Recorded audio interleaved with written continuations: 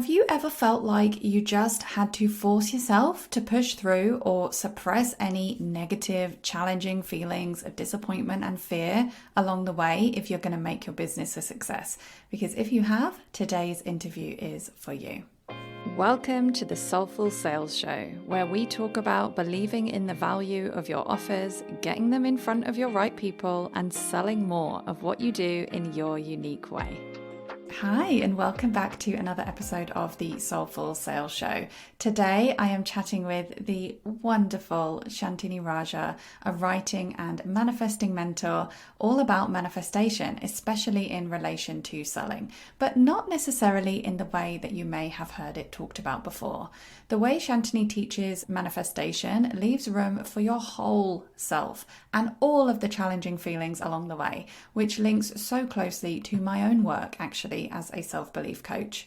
Before we dive in, let me properly introduce Shantini to you. Shantini Rajah is a writing and manifestation mentor as well as an energy practitioner. She loves helping conscious entrepreneurs find their voice and manifest a life and business they love. She has successfully worked on million-dollar digital launches, and her clients are some of the biggest names in personal growth and healing. And her writing has appeared in Forbes, Hay House, Elle, Harper's Bazaar, Sounds True, and more. Throughout this chat, I ask Shantini about why her take on manifestation is different, how to approach the toxic positivity that a lot of us may have experienced in certain manifestation circles, why it's ultimately about accepting and being ourselves. Plus, I also ask Shantini about how to approach one of my own big sales manifestations. Enjoy.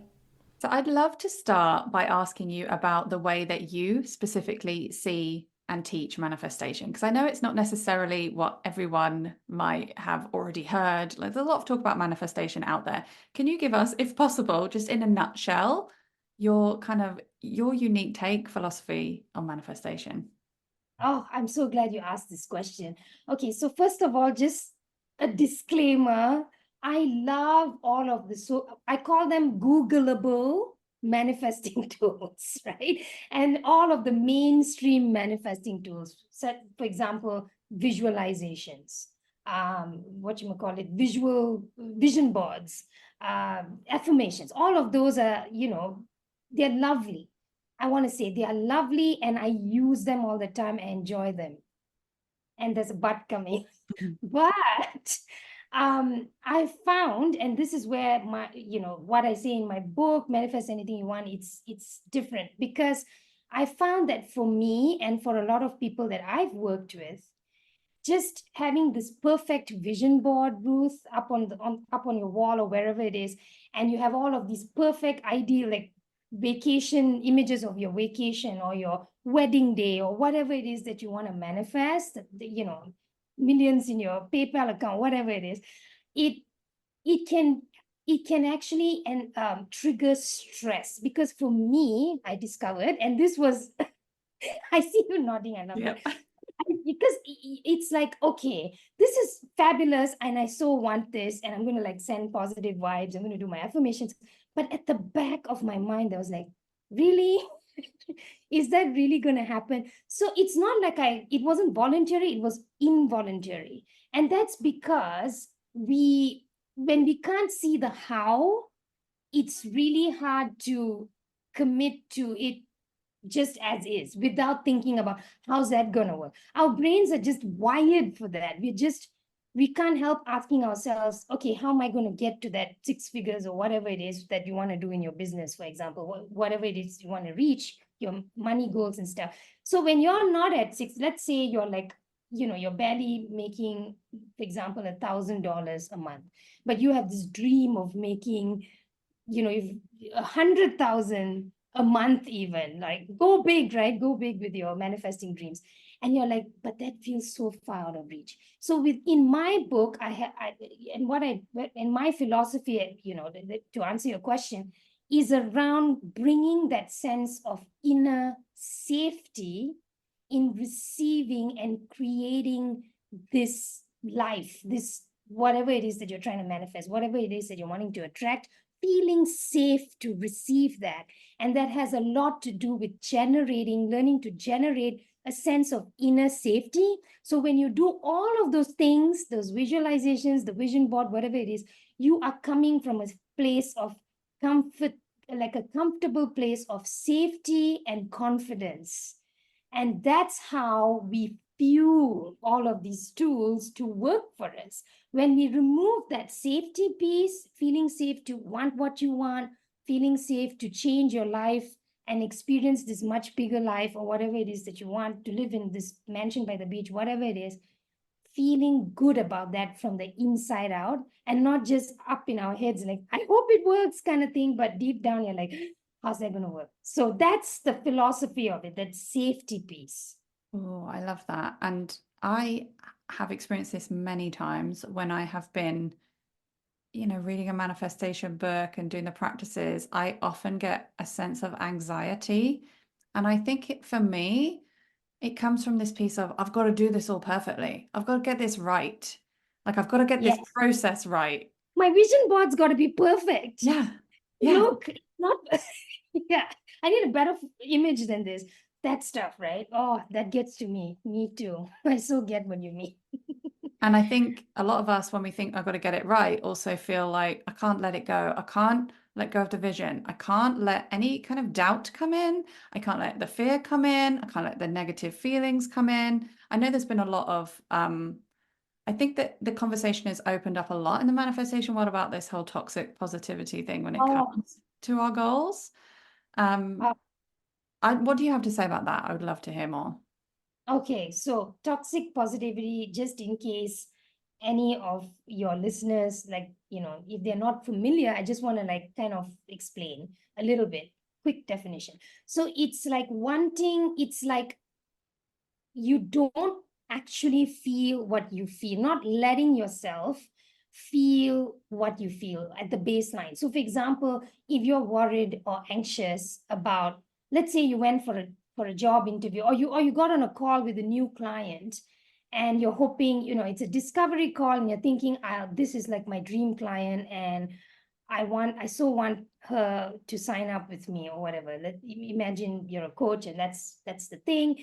And toxic positivity would be about, like, you would look at it as, you know what, I'm just gonna, do my best on the discovery call, and and I'm gonna see, I'm gonna put in my best, I'm gonna give it my best shot, and I'm gonna let what wants to happen.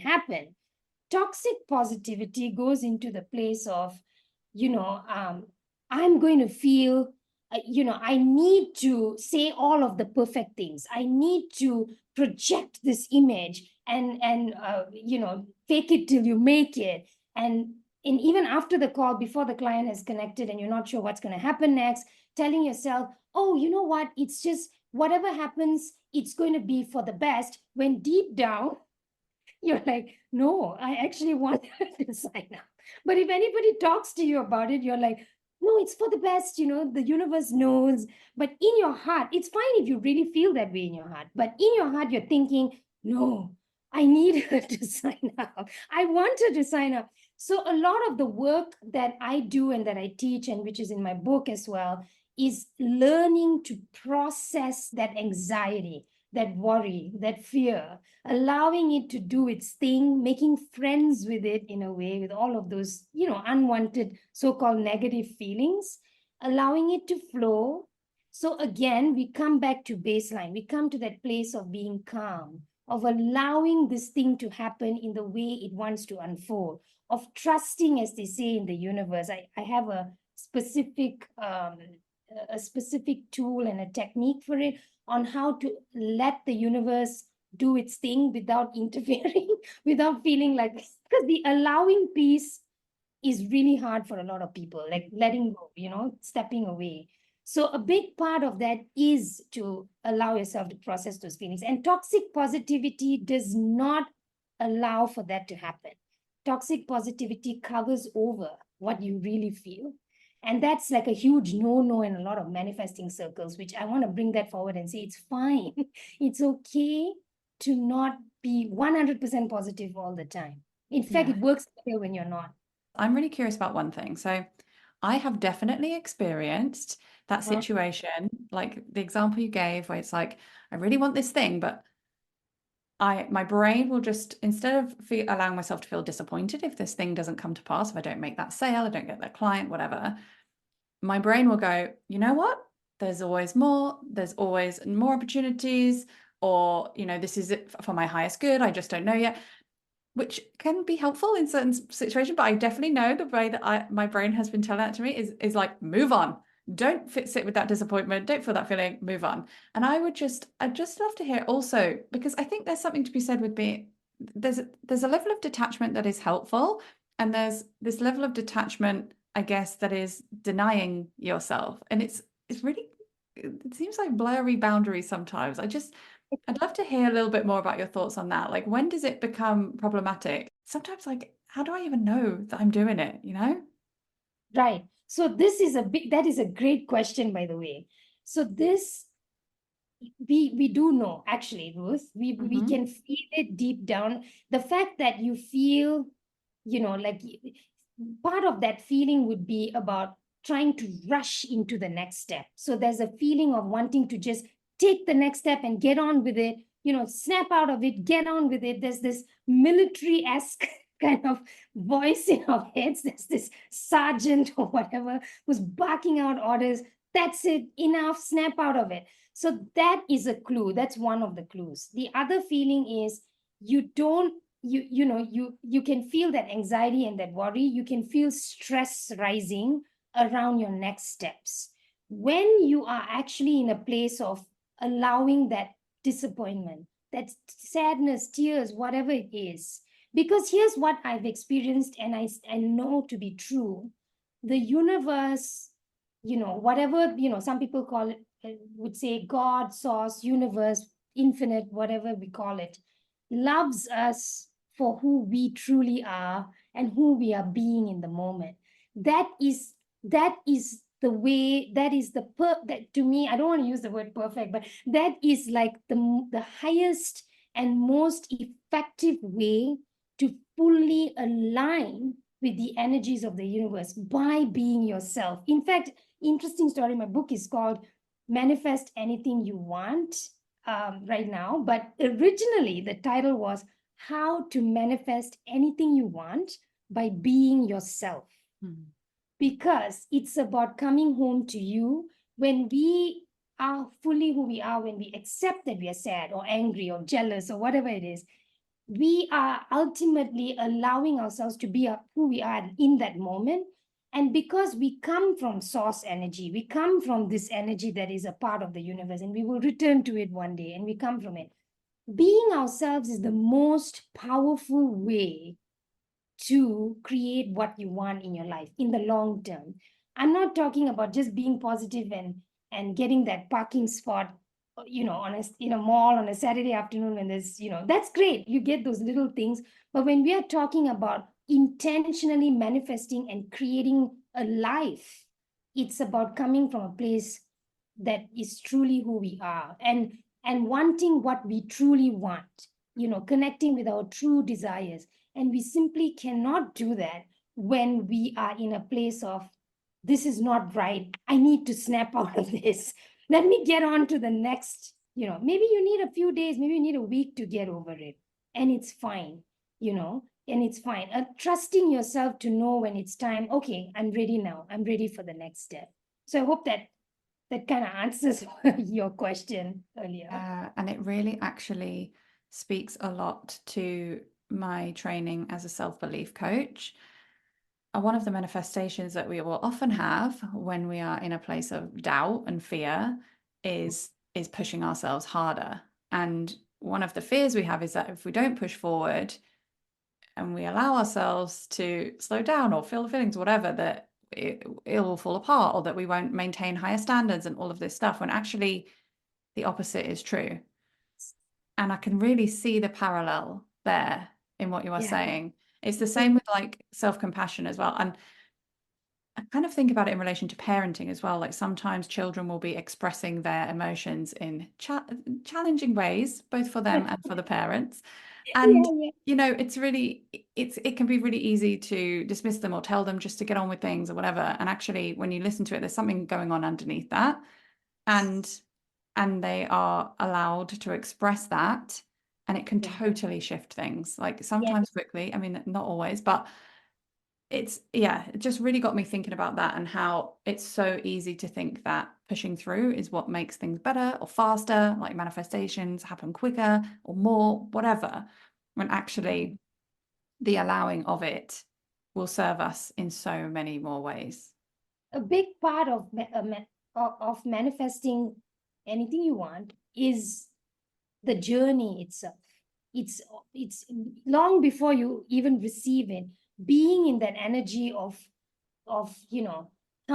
being comfortable and safe in your own skin, allowing yourself to feel what you feel. Oh my gosh, that is the most. And I feel like a lot of people don't talk about it, but it's potentially the most powerful manifesting tool there is. And in fact, what is known generally, like what, and it's not anybody's fault, it's just that sometimes when we talk about, oh, let's be positive, there's no in-depth discussion on what that really means. What is genuine positivity? What is Mm. the universe? I always like to say the language of the universe is the language of emotions. The universe knows what we feel. So just because we're having a bad day, for example, with some in some manifesting circles, it's like a huge no-no to not to use like a negative word. Like you're not supposed to say it. I had this experience myself personally, where a good friend actually, and she had my best interests at heart. But she was like, I said, you know what, I'm having a bad day. And she was like, don't say bad day. Don't say the words bad day. Say you're having a. So I was like, what would you have me say then? She was like, say when you're having a bad day, say you're having a good day. When you're having a good day, say you're having a great day. And this is like an example of how it can be misunderstood. Everyone's talking about the words and stuff, but I feel bad. And the universe knows. So, what are we doing here? So allowing ourselves to uh, flow with that and releasing it naturally and being who we are. And a big part of that is being safe, feeling safe to be ourselves. That allows us to do that. And that's when you'll see things start to appear. And I've seen this, Ruth, thing, you know, wonderful things happen without me even trying to consciously manifest it. It happens. I didn't, like, again, I love vision boards and stuff, but I didn't have to do a vision board. Like, I would say my book is one of the greatest manifest. That was I wanted to write a book since I was a little girl, for as long as I can remember. And I have, like, I don't even know, I love my following on Instagram, but in the grand scheme of things with publishers, it's like a drop in the, you need like thousands of people. So you wouldn't even be considered, ordinarily. But, I found a publisher. I sent in the book proposals. The first time I've actually submitted a book proposal and it was accepted. And the entire writing and editing and all the entire process was just, it was a dream. It was like amazing. And I've heard all of these stories where it's not fun to have your book because it's stressful. I wrote the book. I loved it. I enjoyed that experience. The editing process was great.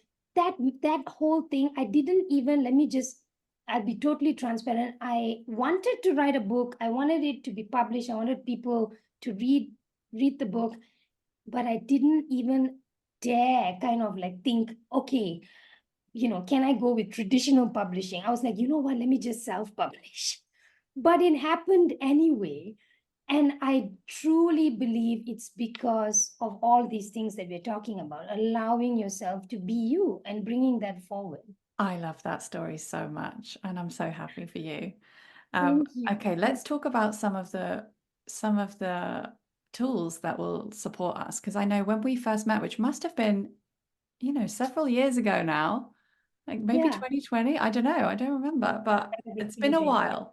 And I Yeah. remember you telling me about this one healing breath. Can Yeah. you share a little bit more about what it is or the story of how it came to be and how we can use it for all Okay. the manifestation that we've just been talking about? Okay, so this is a bit of a magical story. So anyone who's like listening, who's not into like the magical stuff, I would please, just listen to this and think decide for yourself what you think. Anyway, So in spiritual circles, one healing breath, people in the spiritual space will understand this. It was a divine download. I received it. I heard the words, Ruth. So I have an intuitive, there are these clairs, right? Clair audience, clair cognizance, all of these things. So for me, it's clair audience mostly. And I heard the words one healing breath. I was in my apartment by myself. The only other beings in that apartment at that time were my two cats, Charlie and Chaco. So I know it wasn't them. They're really intelligent, but I know they don't speak. So I heard the words in my ear, one healing breath, and I instantly understood what it was. It was an instant knowledge thing. And you mentioned earlier about anxiety. So I have struggled with anxiety pretty much my whole life. For the longest time, I did not even know it was anxiety. I just thought it was nerves. And I when I heard that, I knew it was meant for me to share. I knew that. I knew it was meant for me to learn how to use it, work with it, and then share it. So how it works is, and I call it a micro action manifesting and a micro action meditation tool as well. Because what it does is sounds too simple almost.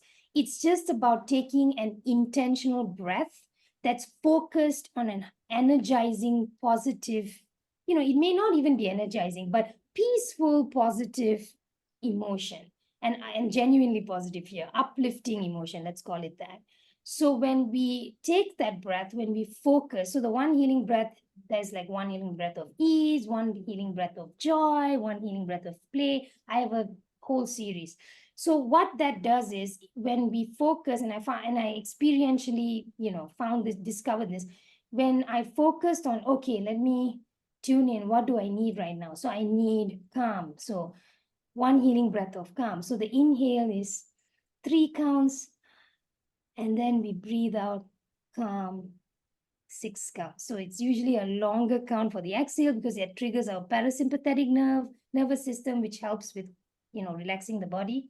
So breathing in 3, breathing out 6, and, just before you breathe, just think of something that brings that feeling of calm. So for me, it might be a clear blue sky on a summer's day. It might be seeing a vision of yourself at the beach with your family, whatever it is, whatever brings that feeling, right? Or watching leaves floating on the river.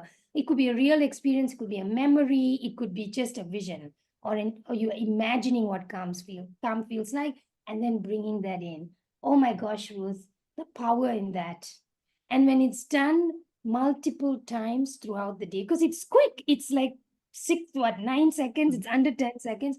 Doing that multiple times throughout the day helps you rewire your brain, helps you to get into that sense of inner safety that we talked about. It helps to bring that forward. And how it works with manifesting is because of the fact that you're generating that safety now, you are now changing your baseline, you're shifting your baseline into feeling safe and comfortable. So when you work with all of your manifesting tools, now you're in a place of good. I feel good about this. It's not like, how's this going to work? It's more like, this is fun. This is exciting. You're going to get into that space really easily. And that's going to it's basically teaching yourself not to like, how's this going to work? And moving into, wow, I love this. It's going to happen. It's going to find its way to me. So that's how one healing breath, that's what it's about. That's how it worked. So it started out helping me with just, calming down. And then I realized, wait a second, this is amazing for manifesting. So yeah, that's how it evolved. And now I share it as this tool out there. So would you say it's something that you can use both at the stage of, setting your goals, feeling into what it is that you really want, and taking the actions to make that stuff happen? Absolutely. Absolutely. I think of them like they're all uplifting positive energies, but I think of one set of them as ease and the other is expansion. So, all of this, like one healing breath of motivation, one healing breath of ambition, one healing breath of empowerment. I even have one that's like one healing breath of wildness. So it's tuning into your inner wild, allowing yourself to, be bold. So it's truly, I personally love it. And I know people who have tried it, they love it too. And it's perfect for like entrepreneurs and stuff because you can do it anytime. It takes seconds, actually. So I have a big goal. I'm just going Okay. to ask you to Okay. show me how to manifest it. I Okay. have a big goal, Fabulous. right? It's a goal that doesn't have a time limit on it. It's helping to guide my actions, but also, I guess, shift my beliefs as well and my Yeah. identity. And the goal is to serve 1,000 people at once in a paid container. I go back and forth. Maybe I could get a bit more specific on whether it's the membership or whether it's just any offer that I have. But yeah, 1,000 people. And it's been a really helpful goal. It doesn't feel anxiety inducing because it doesn't have a time limit on it. I think that where I can sometimes the tricky thing sometimes can be holding it in my head, not just forgetting about it. And when I can hold it, then I can see new opportunities for things I can do and things like that. With a goal like this, how would you use your tools? And this may be a really big question, but feel free just to give us a little snippet if it is. How would you use your tools and processes to approach a goal like this? Or would you like change the way that the goal is in the first place? Oh, that is such an exciting question. Okay, I love this. It's juicy. This is juicy and it's real. So first of all, a part of what I do is I have a background in physics and engineering. I'm familiar with data and numbers. I'm not afraid of them. But when it comes to manifesting, I don't go, I leave those numbers out of it. Any number, because, and I have a reason why. The universe, and I like to say this, the universe always dreams a bigger dream for us than we can possibly dream for ourselves. In fact, even the biggest number or data or time, the shortest timeline, whatever it is that we think of, things can happen in an instant. So we would say, oh, next month, but it could happen next week. So what we end up doing is when we have those numbers in there and I know a lot of teachers manifesting authors and stuff, they talk about getting specific with the goals, like as you said, and in your case, Ruth, you're already halfway there because you had the 1,000 but you didn't have like a timeline. So that's an excellent thing that you did there. But I wouldn't even have, this might sound radical for a lot of people, but I wouldn't even have 1,000. What if you have 10,000? What if that happens with ease? That is a possibility. That can happen. That has happened with a lot of other people. Why not you? Right? Why not you? I know you. I know your work. I want 10,000 or more people to find you and work with you and learn from you and be a part of your community. So I would say the first thing is to not have, the numbers in there. And I know you said that 1,000 feels good. It doesn't, trigger any kind of anxiety. But a lot of what happens inside ourselves, it's in our unconscious. There could be beliefs around that. Obviously, you know this, that we are not even aware of. So let's first remove the numbers. Then what I would do is I would every single time, like I'm not sure if you've written it somewhere or you think about it, whatever your preference is, I would take a breath of inspiration. So what I would do is I would sit with that goal. I would close my eyes. I'd sit with that, and then I would say, "What is this? What is the energy that wants to come through for me? What is the breath that I can fuel this goal with?" So sometimes it could be the same thing. It could be peace, could be inspiration. Sometimes it might be ambition.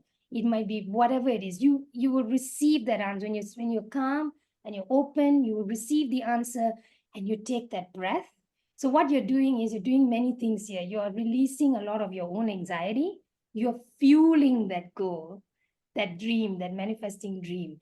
And this allows for that creativity and what you talked about next steps. That's going to bring all of that, whatever, whether it's conscious or unconscious, bring any anxiety, any hidden fears. It's going to help to dissolve that So your creativity can arise. You're going to receive, I would say, receive downloads, receive ideas, and you're going to be able to move forward in a way that actually feels fun and exciting because you're anticipating something. It's about moving towards an exciting new horizon and not like, let's make sure this is perfect. Otherwise, I'm never going to get. So, 1,000 people could come in anywhere, 10,000 people, 100,000 people. Why not, Ruth?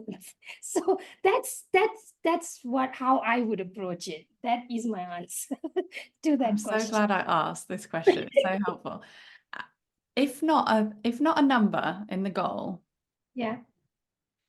how do I connect with the goal? Does this make sense? So I'm Yes. open to more people than I could imagine. Is that a helpful Okay. way of saying Yes, it?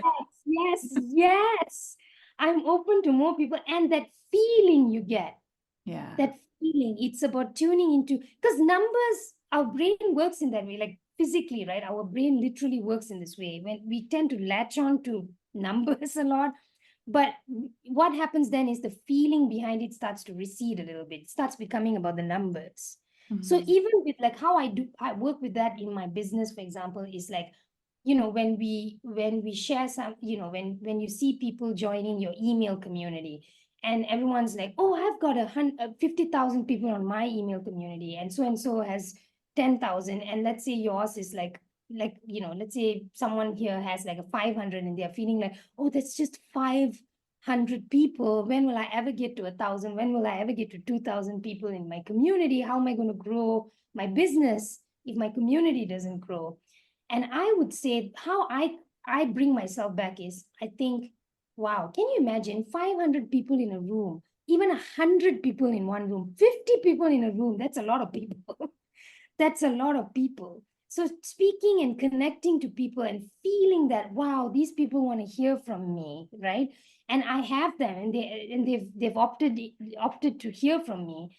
That feeling you get, that this is my community and I'm growing it, tuning into that feeling behind it is so much more powerful, so much more energizing. It's just, I can't even find the words right now. It's just so powerful to tune into that feeling and grow it from there. Because that's when you're going to start seeing those huge jumps. It's not going to be 1,000, it's not going to be a 10,000, 100,000, 500,000. And it'll happen in a way that you don't feel like you're this, you're tied to your computer, you're working away, it's 24/7. I'm so tired of this, I'm sick of this. Those feelings are not going to come up as much at all, even, because you're always tuned into how you want to feel about it. So in your case, Ruth, I know your heart. You are so generous. You love your people. So feeling into that love that you have and how much you want to serve them, and having that, in your mind, if you want to visualize, you're not even able to count the number of people. You can see them. They fill an entire, maybe the Wembley Stadium. I don't know how many people can the Wembley Stadium take. I think it's like more than 10,000, right? So yeah, Yes. having that, right? And serving them and having those people just love you, and your work. That's what we want to tune into.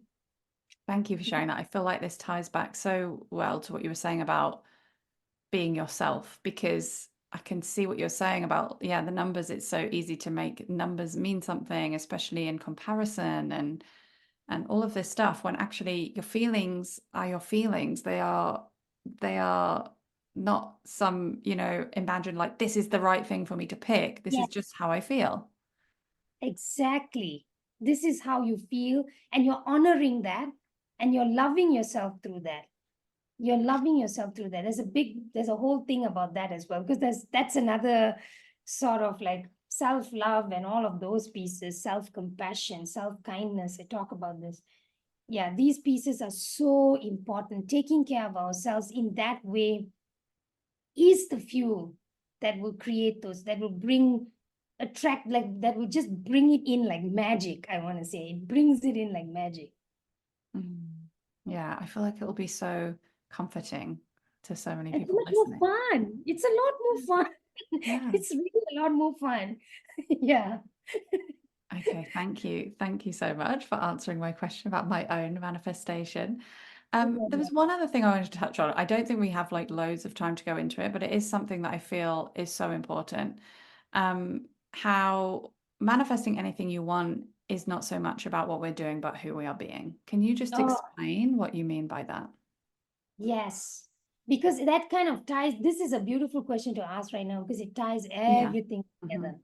Because as I said at the top of our conversation, when if I were to be like, for example, if it were me and I'm creating this vision board and I am just focused on getting the exact images that need to be there. I need to focus. I need to find these beautiful, oh, this doesn't look great. And it's not coming from how I'm feeling, as I said, it's coming and who I'm being in that moment.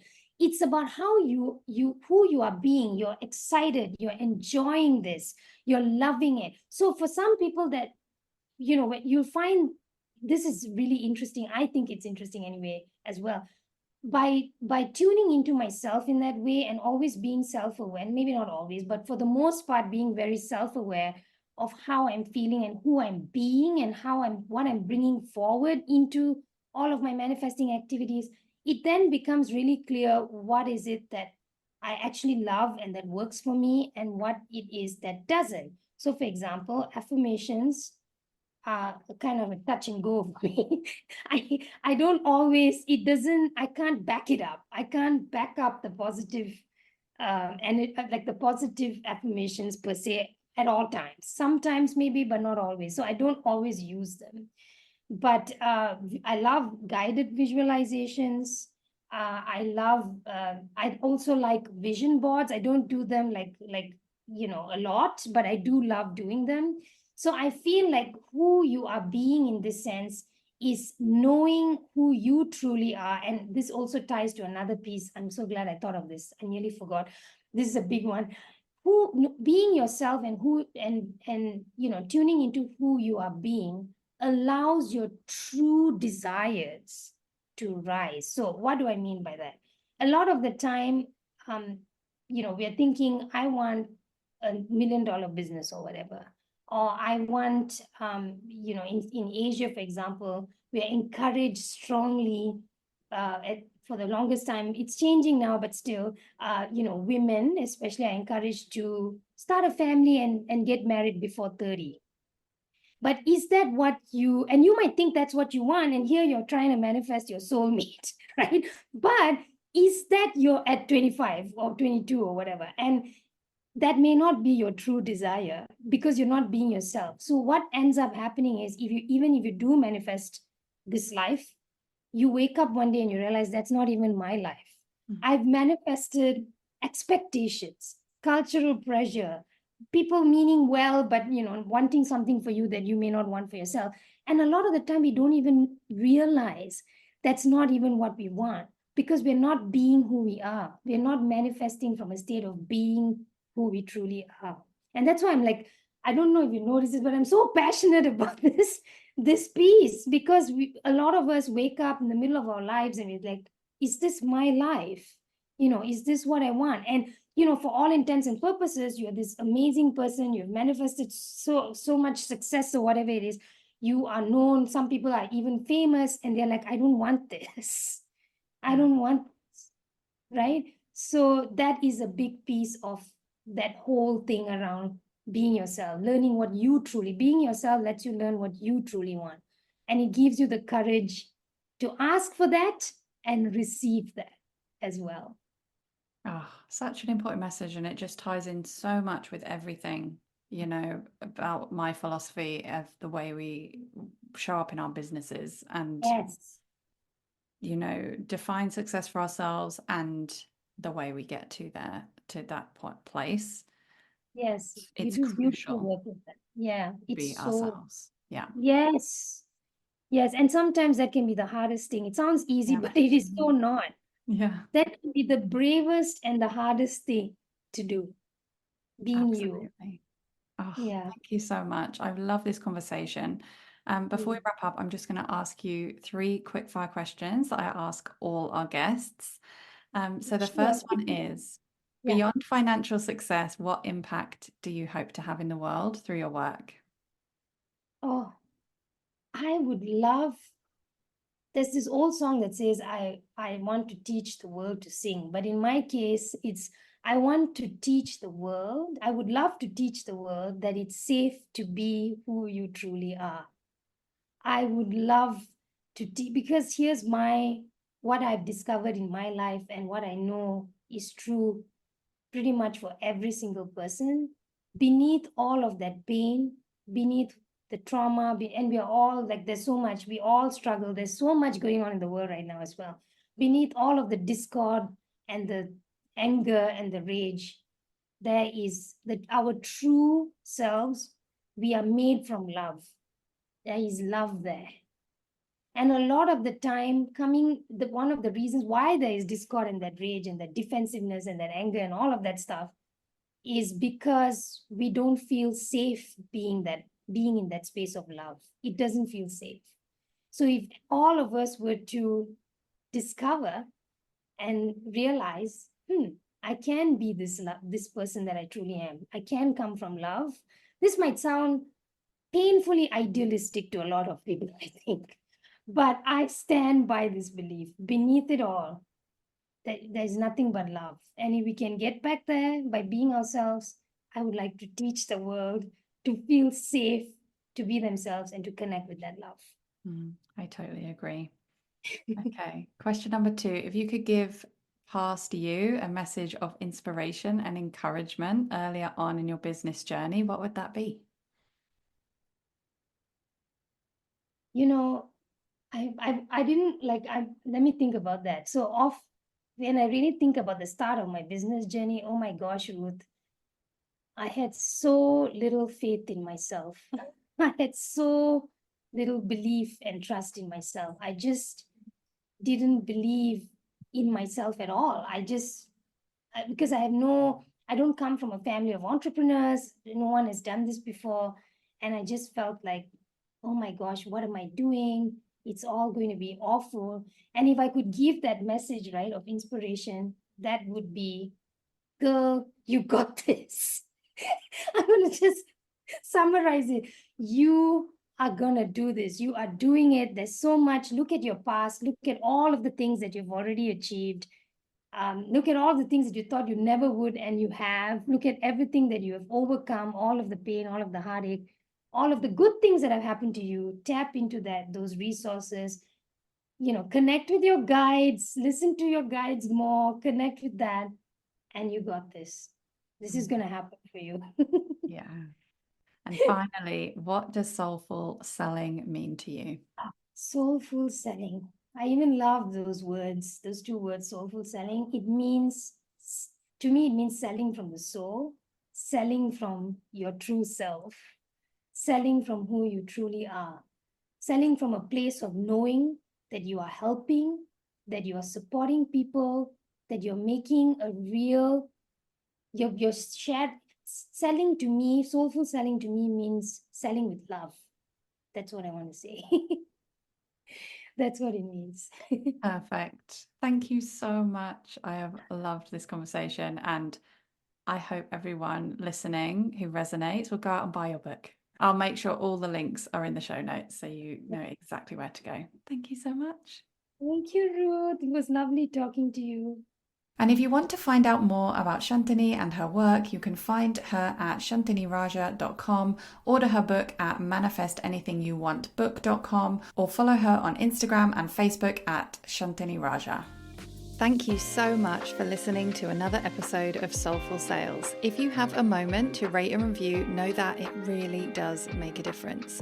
And if you'd like to carry on the conversation, then you can connect with me on Instagram at Ruth Poundwhite, sign up to my newsletter at ruthpoundwhite.com/newsletter, or my personal favorite, join me inside the low ticket membership at ruthpoundwhite.com/membership.